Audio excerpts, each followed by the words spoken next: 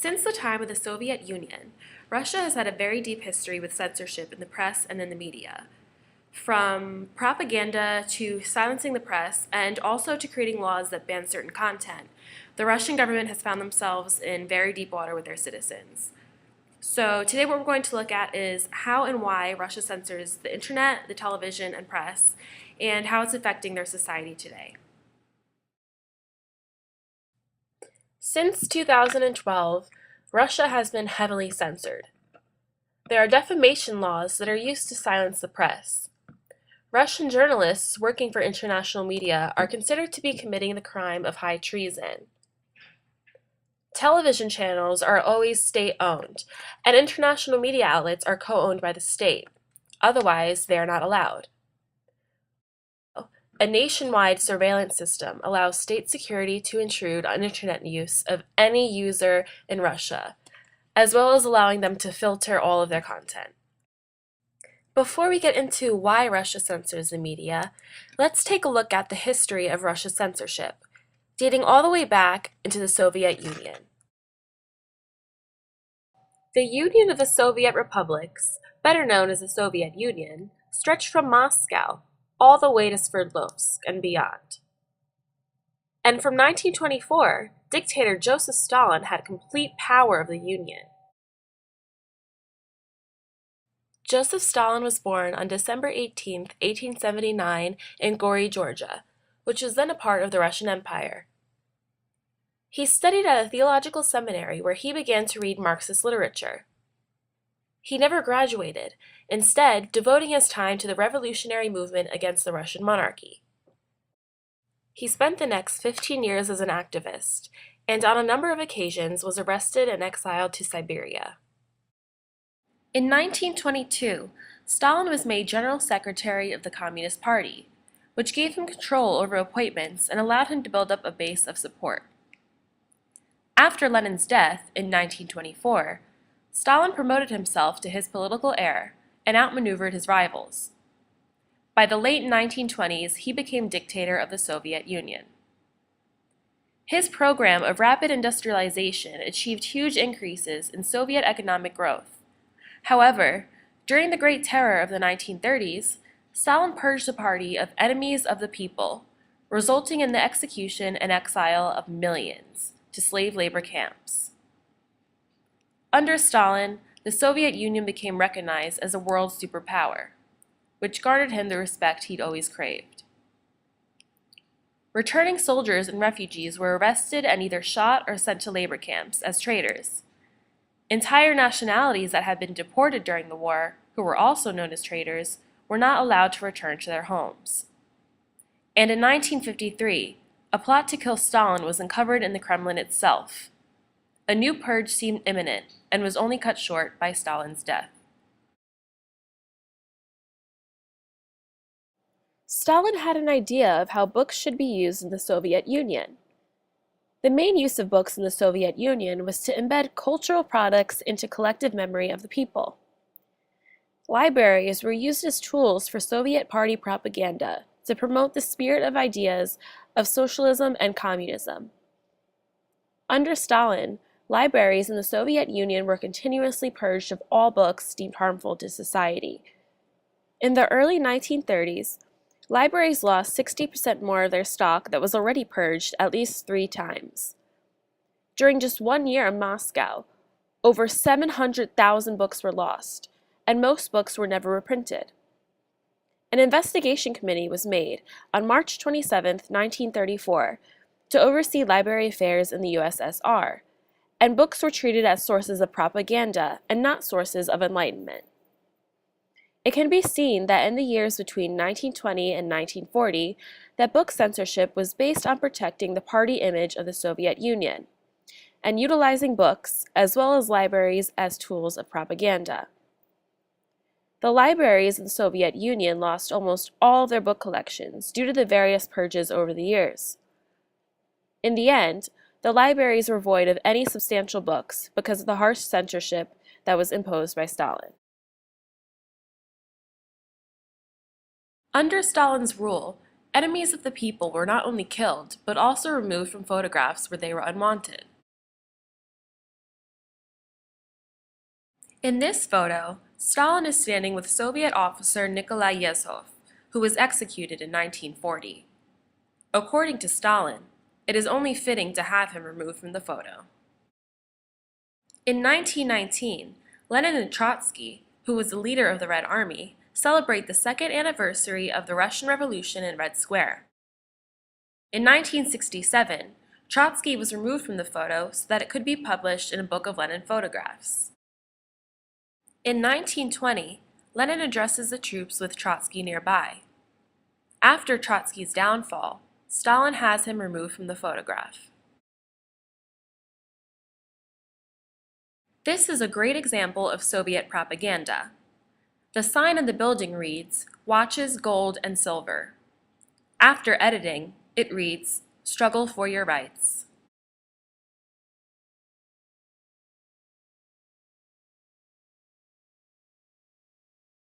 The increasing cultural repression of Stalin's regime started to affect the artistic freedom of Russian filmmakers. Feature film productions would drag out for months or years and could be terminated at any time. The Soviet Union stopped importing films to the West after 1931 out of concerns that foreign films exposed audiences to capitalist ideologies. The industry also freed itself from dependence on foreign technologies. During its industrialization effort of the early 1930s, the Soviet Union finally built a number of factories to supply the film industry with the nation's own technological resources. In 1932, Soviet cinema had to adopt a uniform film style, when the party leadership ordered the literary community and Soviet cinema to embrace socialist realism. For example, in the film Alexander Nevsky, director Sergei Eisenstein wasn't given free rein to tell his own story. And in another one of his films, it took 2 years of production and reshoots until the film was shut down for being ideologically incorrect. Stalin's censorship lasted until his death in 1953, but the strictness of Soviet censorship did not survive him. Nikita Khrushchev succeeded Stalin as the USSR's premier and was responsible for the de-Stalinization in his secret speech at the 20th Party Congress of the Communist Party of the Soviet Union.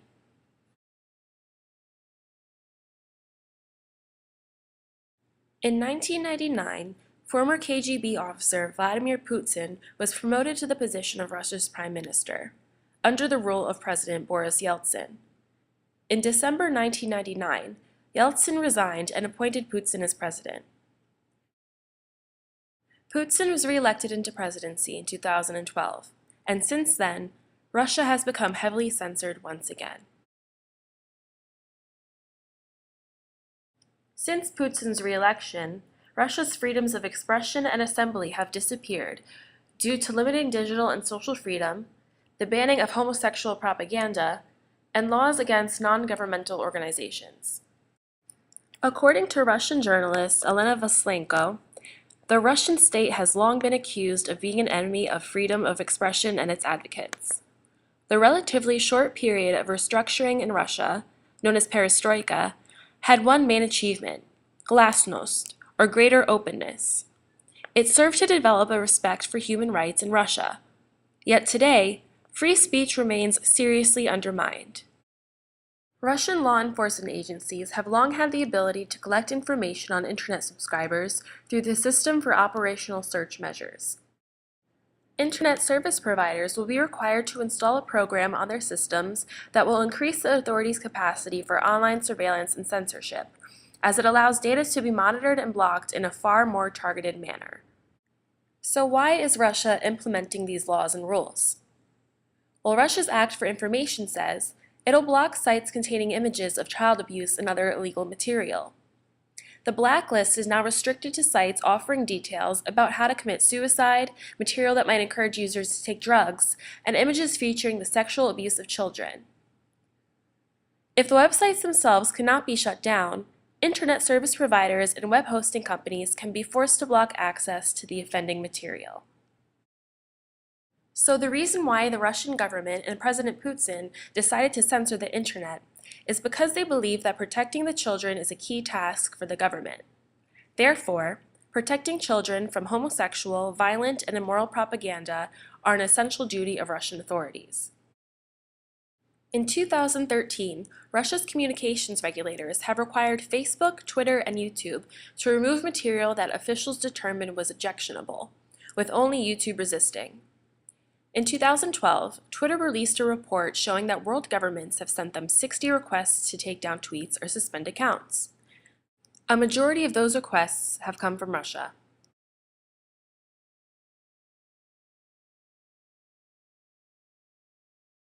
Russia continues to be one of the most dangerous countries in the world for journalists.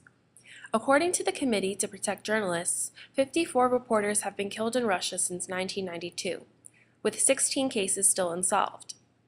Ongoing threats of violence are rarely investigated properly by the authorities.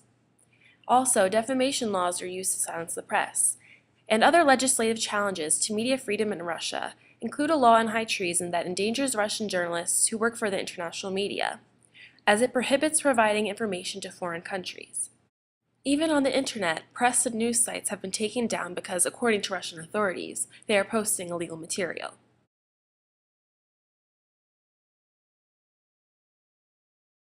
Opinion polls by the Levada Center show that 69% of Russian citizens consider the three state-owned TV channels to be the primary source of their information.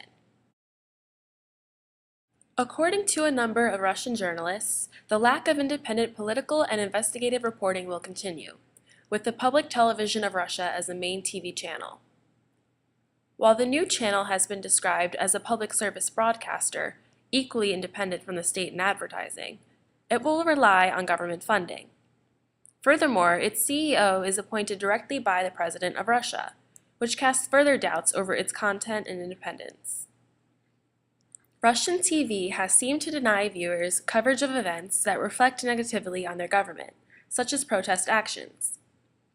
For example, in March 2013, several activists managed to hold an unsanctioned demonstration in Moscow's Red Square, protesting against a repressive law on registration and places of residence.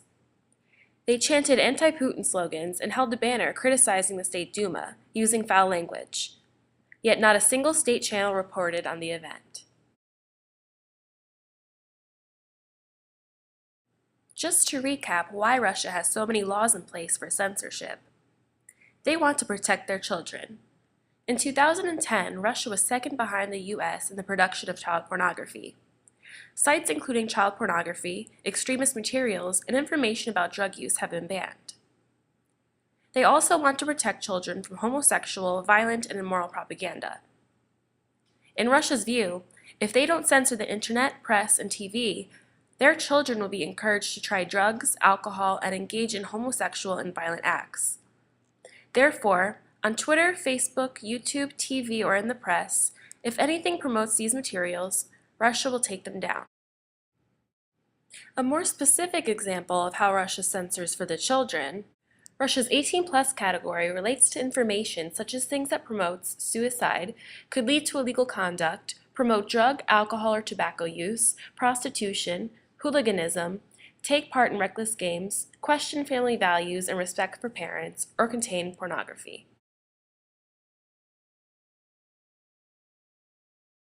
Almost 2/3 of Russians are in favor of internet censorship. A poll released by the independent Levada Center shows that 63% of respondents say censorship is necessary due to the numerous dangerous sites and materials online, while only 19% said the dangers of the internet are exaggerated and censorship is not acceptable. The deputy director of the Levada Center, Alexei Grozdankin, said, "People here are used to a model whereby the state protects and takes responsibility for a citizen's whole life." While there are many supporters, there are also many Russians who completely oppose the censorship laws. In 2012, thousands of demonstrators in St. Petersburg held up anti-Putin signs and peacefully protested censorship laws. Russia even released Putin critic and political activist Alexei Navalny on bail after the mass protests. So now that we know the history of Russia's censorship and how they're dealing with it in the present, the next step is to look at Russia in comparison to the rest of the media-savvy world. And as the rest of the world continues to progress using technology and the media, will Russia fall behind? And how do you think censorship is affecting Russia's relations with other nations of the world? Russia's relationship with the US has been very tense recently, with President Putin granting Edward Snowden, who's the NSA leaker, asylum in Russia. President Obama canceled a meeting with Putin due to him granting asylum to a person who American authorities are charging with government crimes.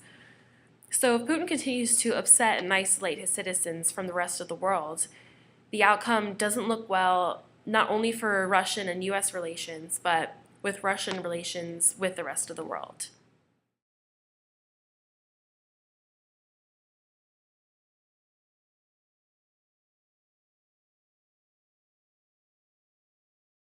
Today, on December 9th of 2013, Putin dissolves a news agency without notice. Today, Putin exerted control over Russia's state news media by dissolving one of their official news agencies, RIA Novosti, along with its international radio broadcaster. Putin's presidential chief of staff, Sergei Ivanov, said the decision to close the news service was part of an effort to reduce costs and make the state news media more efficient. But RIA Novosti says that the changes appear to point toward a tightening of state control in the already heavily regulated media sector. The head of the new agency, to be built from the ashes of RIA Novosti, is a conservative news anchor, Dmitry Kiselov, who once caused outrage by saying the organs of homosexuals should not be used in transplants. It is not clear why Putin dissolved RIA Novosti, and why he did it so promptly without notice. As you can see, the story of Russia's censorship and tight grip on the media is far from over.